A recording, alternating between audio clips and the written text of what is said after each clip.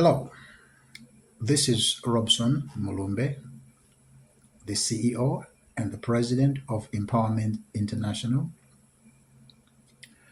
And apart from leading this organization, I am also a lead pastor of Cornerstone Assembly of God, which is located just outside the city of Boston.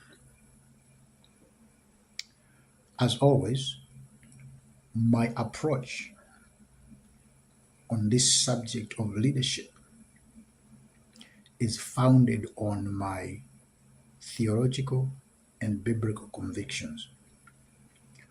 Therefore, I want you to join me as we go through this particular subject today. This subject actually was initiated by my friend, but also a colleague who is serving as the country director of Empowerment International in Africa, Dr. Leonard Sunguma. Couple weeks ago or so, Dr. Sunguma was addressing a group of pastors where he actually posed a question in Chichewa: tingachite bwanji ngati atsogoleri azipembedzo mu nthawi ya zisankho? What are we supposed to do as religious leaders during general elections? I personally think that this question is timely, is powerful, but also very important, especially in this season. So my approach to this question is just to stand in agreement with what my brother shared already in Chichewa, of course. And I want to take a small thread of the same conversation and kind of just pull it a little bit longer. But I wanted to start this conversation by beginning to actually identify the functions of the government. Because the question is the role of religious leaders. What is the role of the religious leaders during these election seasons? But I want to start with the function of the government. Because as religious leaders, if we don't understand the functions of the government, then addressing our role during the elections will be useless. So, we will begin by looking at the functions of the government. Now, I believe that the functions of the government is to administer justice, peace, and to ensure prosperity for all the citizens. In fact, this idea is founded, or the concept is founded in the book of Romans, chapter number 13. The government acts and operates as God's instrument for justice, for peace, for prosperity, for all, not just the selected few. So once now we understand as clergy, we understand as religious leaders that that is the function of the government, then when we are approaching elections, we will begin to understand what our role in that is. So I have a couple suggestions that I would like to suggest as the function of the place and the role of religious leaders in during election times and even beyond. Number one, I would like to suggest that our role not only during election time, but as a lifestyle, is that it has to be a lifestyle of personal relationship with God, because we have already established that government is God's instrument for justice, for peace, and prosperity for the people. Clergy, religious leaders must have a growing personal relationship with God. And that is very important, because everything else that we do and that we are rests on that foundation. And if that foundation is shaky, anything and everything else that we will build will easily crumble, because that is weak. Number two, I believe that religious leaders must be responsible stewards of God's people. Religious leaders have been entrusted with the lives of their parishioners, with the lives of their congregants. Sometimes when religious leaders become so powerful and careless, they begin to think that they own the people. The people are theirs. So they can misuse and mismanage the people because they think the people are their personal property. So the second thing that religious leaders must understand during the election time is to understand that the people are not theirs.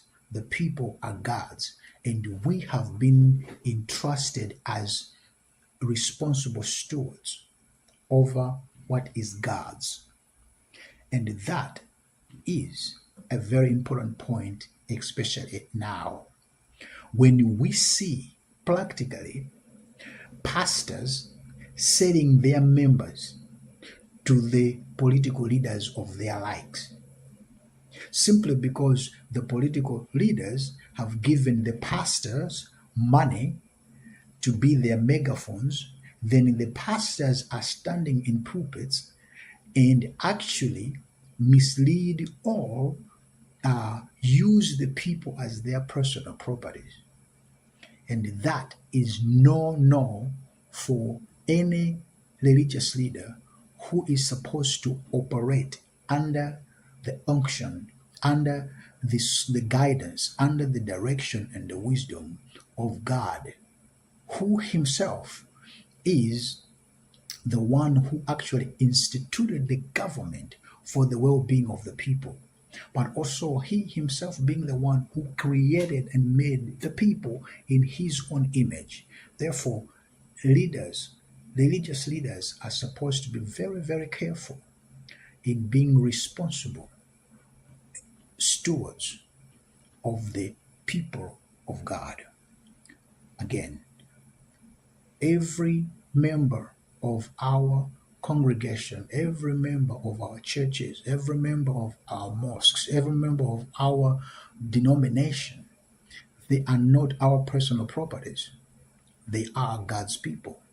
And we are supposed to be responsible stewards.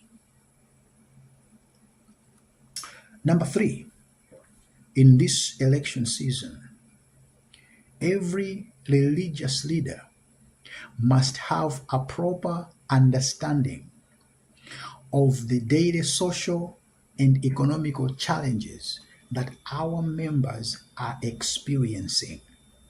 It's very important. Every religious leader must know and understand the daily social economic challenges that they are experiencing. We are supposed to walk alongside our people. And the challenge is because some pastors, some religious leaders have connections in the state house. or they have connections in government offices, so they have got connections in the parliament, and they get benefits from that, they don't understand the challenges that their own people are experiencing.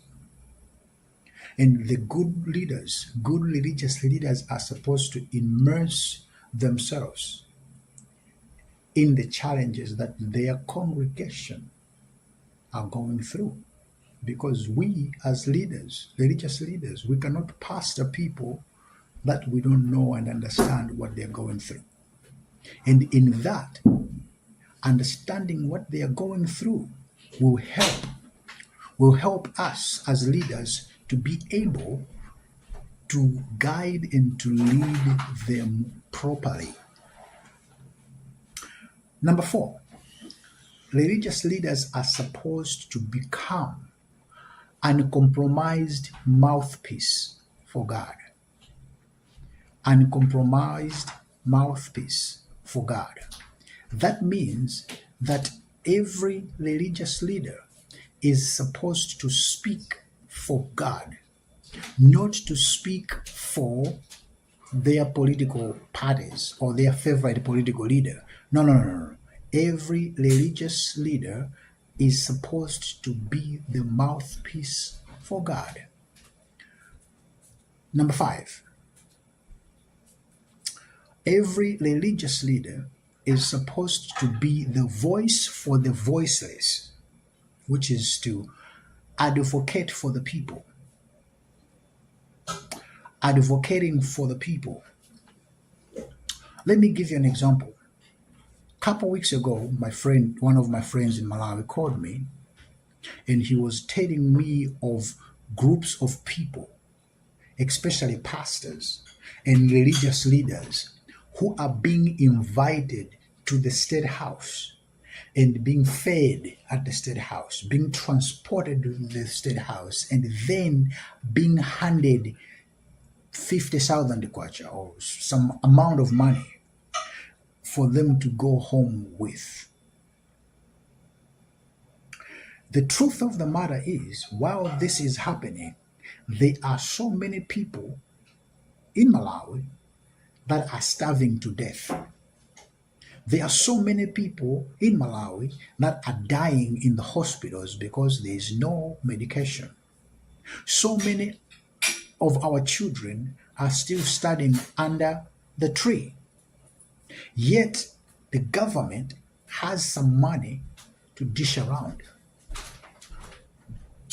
And then when the religious leaders are not becoming the advocates for the people, they become the advocates of their own pockets and their own personal interests. And that is not what we are supposed to do in election season like this one. Number 6, religious leaders are supposed to engage in their community development and building, which is almost the same as number 5. But religious leaders are supposed to be engaged in their own communities, to rebuild their communities.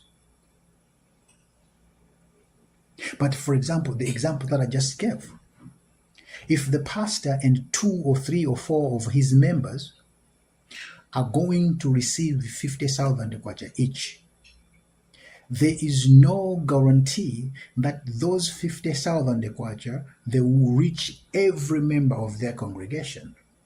At the end of the day, there is not going to be community development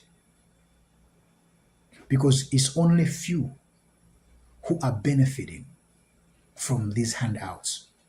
And the good religious leader must understand and advocate for his people, but also think of community development, community engagement, so that together we can prosper. Together we can actually have and receive the justice that we require. And that all of us together, we can live in peace. Because again, the functions of the government, as I said earlier, is to ensure justice, peace, and prosperity for all. Not for one pastor and 10 members of his church, not one pastor and two church elders of his church. No, no, no, no. But for all. Lastly, which I think is very important, is that religious leaders during election season like this, we are called to peace building and conflict resolution.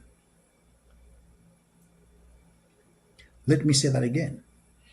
As religious leaders, we are called to peace building and conflict resolution. I have heard a lot of pastors who are inciting violence because their political leader is not being respected, or because their favorite political leader, is being opposed to, or their favorite political leader is not being liked. I have heard a lot of pastors encouraging violence, inciting violence, simply because their political party is not being liked. I've heard a lot of pastors who have said mean things to even the members of their own congregation who doesn't seem to support their ideology. For the context of Malawi, Malawi is a very small country, north, central, and south. Any good intentioned leader of any religious institution must work hard to ensure that there is peace across the country and that the religious leaders are in the forefront leading conflict resolution, not inciting violence. If we can be the people, if we can be the kind of religious leaders who would first of all will ensure personal relationship with the Creator, being responsible stewards of the people that God has entrusted into our care, understanding the social and economical challenges that our people are going through, and speak uncompromisingly this truth of the Word of God, and become the voice to the voiceless, and engage deeply in our communities, and focus on building peace and resolve conflicts other than sowing the seeds of division, we will become the leaders who will contribute positively to the development of Malawi, to the well-being of Malawians, to the peace, to the justice, and the prosperity of all.